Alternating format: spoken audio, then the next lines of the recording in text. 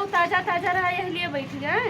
तब वो नीचवा बल्ली लगाई ना, बल्ली आया तो खसक गया या तो बराबर लगाए नहीं पाई। तो हेलो दोस्तों, सुबह हो चुकी है और अब बजने वाले हैं करीब 9।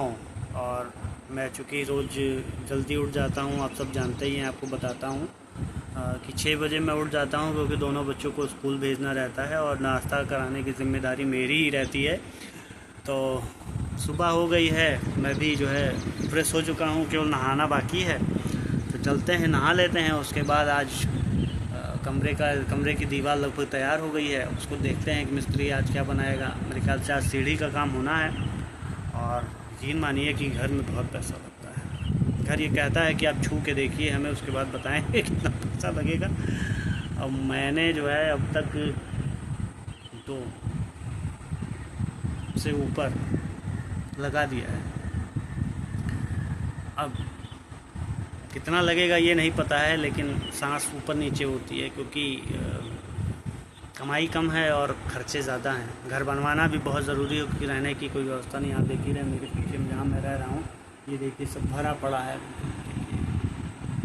ये 3 अलमारी है, बस इसमें रखिए आप ये अलमारी, ये श्रृंगारदान, बस इतने में ही आप बिस्तर पे रह सकते हैं। कमरा 8 बाई 8 का है, पीछे दरवाज़ा देख लीजिए आप, इतने में ही सूटेबल रह सकते हैं।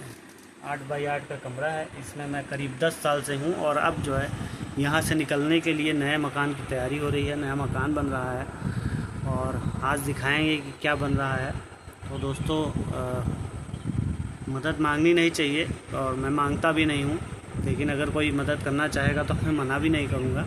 आप दे सकते हैं, तो बताइएगा कमेंट बॉक्स में, तो बारकोड डाल दूँगा, करिएगा। बाकी तो हौसला खुद में होता है क्योंकि संघर्षों के दौर में आदमी अकेला होता है और जब कामयाबी आती है तो तमाम उसके साथ हो जाते हैं। तो संघर्षों का दौर है। मेरे साथ एक शख्स है जिसके भरोसे पे मैं चलता हूँ। आपको दिखा दूँ, बता दूँ, जो कहिए वो करा दूँ। 2 बार उनके पास जा चुका हूँ, तीसरे बार जाने की तमन्ना है और जल्द ही जाऊँगा, जल्द ही। दिखा देते हैं आपको, ये हैं, देखिए ये बाबा महाराज, बाबा नीम करौली महाराज, मेरे गुरु। आप इनको गुरु कहिए, पिता समान कहिए, बाबा महाराज कहिए, जो कहना है कहिए। भाव होना चाहिए कि आपके पीछे कोई खड़ा है। बाबा महाराज खड़े हैं। बाबा महाराज ने जब भी कृपा करी है, जब से मैं इनके दर्शन करके आया हूँ, एनर्जी से परिपूर्ण रहता हूँ। और कोई भी क्षेत्र ऐसा नहीं है कि मुझे वहाँ डिफीट मिली हो। जीतना हारना ये तो ज़िंदगी का नियम है, लेकिन तरक्की धीरे धीरे बढ़ती जा रही है। मेरे तमाम सहयोगी मित्र हैं, वो भी मुझे सहयोग करते हैं और बाबा की ही कृपा है कि जो है आज मेरा मकान बन रहा है। मैंने दुकान डाल दी, दुकान चल रही है और भी एक आध काम है जो चल रहे हैं धीरे धीरे।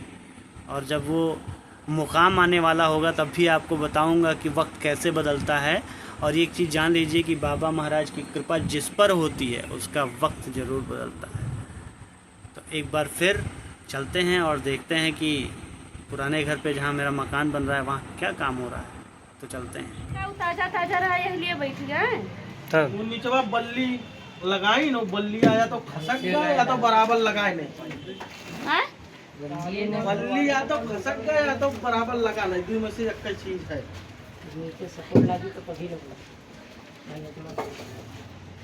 ठीक है, लेकिन